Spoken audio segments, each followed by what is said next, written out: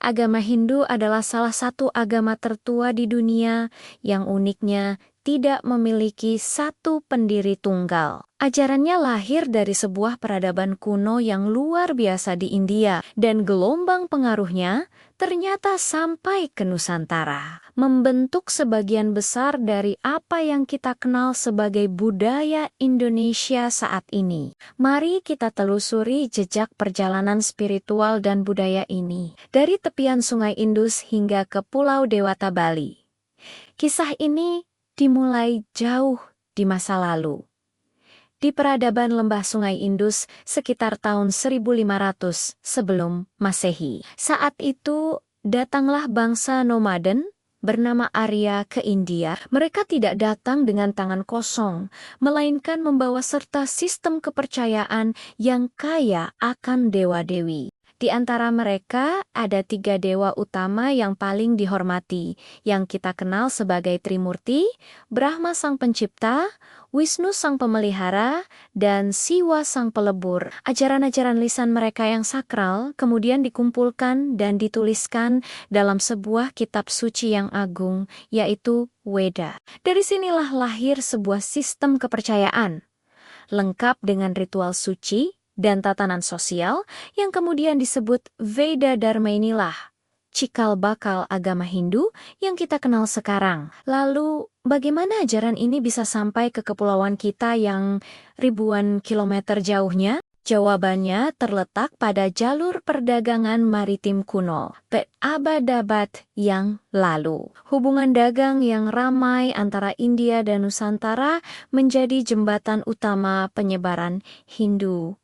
Para pedagang, pelaut, dan juga kaum Brahmana, para pendeta dan cendekiawan berlayar membawa serta tidak hanya barang dagangan, tapi juga ajaran, filosofi, dan budaya mereka. Mereka berinteraksi dengan masyarakat lokal dan para penguasa di berbagai wilayah seperti Sumatera, Kalimantan, dan Jawa.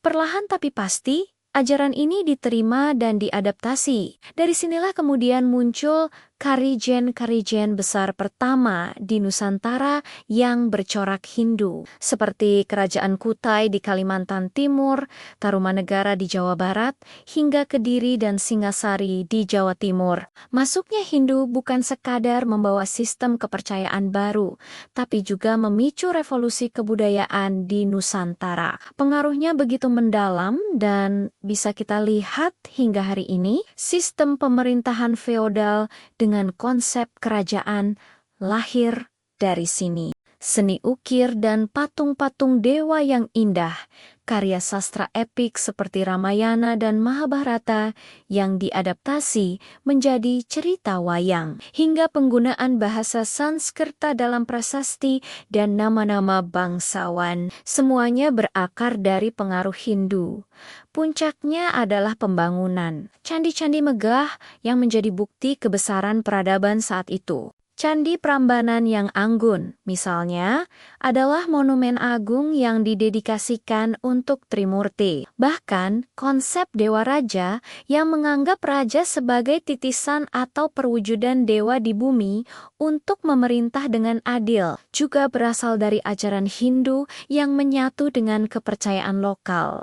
Namun, meskipun berasal dari sumber yang sama, Hindu yang berkembang di India dan di Indonesia memiliki perbedaan yang sangat unik dan menarik. Di tanah kelahirannya, India, ajaran Hindu cenderung sangat terikat dengan sistem kasta yang kaku dan ritual-ritual Veda yang kompleks dan ketat. Sementara itu, di Indonesia, khususnya di Bali, Hindu mengalami proses akulturasi yang luar biasa. Ajaran Hindu tidak menelan mentah-mentah budaya lokal, melainkan berdialog dan menyatu dengannya. Lahirlah apa yang kita kenal sebagai Hindu Dharma atau Hindu Bali. Ajarannya terasa lebih fleksibel dan berakar kuat pada filosofi lokal yang indah, yaitu Trihita Karana. Konsep ini menekankan pencapaian kebahagiaan melalui keseimbangan 3 hubungan harmonis antara manusia dengan Tuhan, manusia dengan sesama manusia, dan manusia dengan alam. Inilah yang membuat Hindu di Bali memiliki ciri khasnya sendiri yang begitu mempesona. Jadi, dari India hingga ke pelosok Indonesia, Hindu bukan hanya sekadar sebuah agama atau sistem kepercayaan. Ia adalah warisan budaya yang tak ternilai.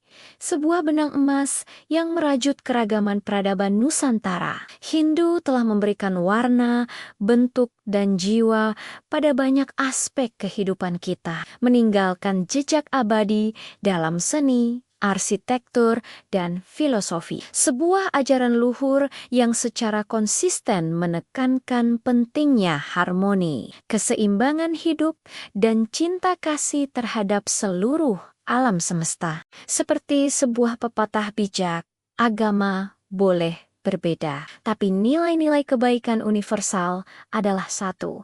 Terima kasih sudah menonton perjalanan sejarah ini bersama kami. Kalau kamu suka dengan konten-konten sejarah dan budaya seperti ini, jangan ragu untuk menekan tombol like, bagikan ke teman-temanmu, dan tentu saja subscribe channel ini. Karena dengan memahami sejarah, kita tidak hanya melihat masa lalu, tapi juga menemukan cermin berharga untuk membangun masa depan yang lebih baik. Sampai jumpa di video berikutnya.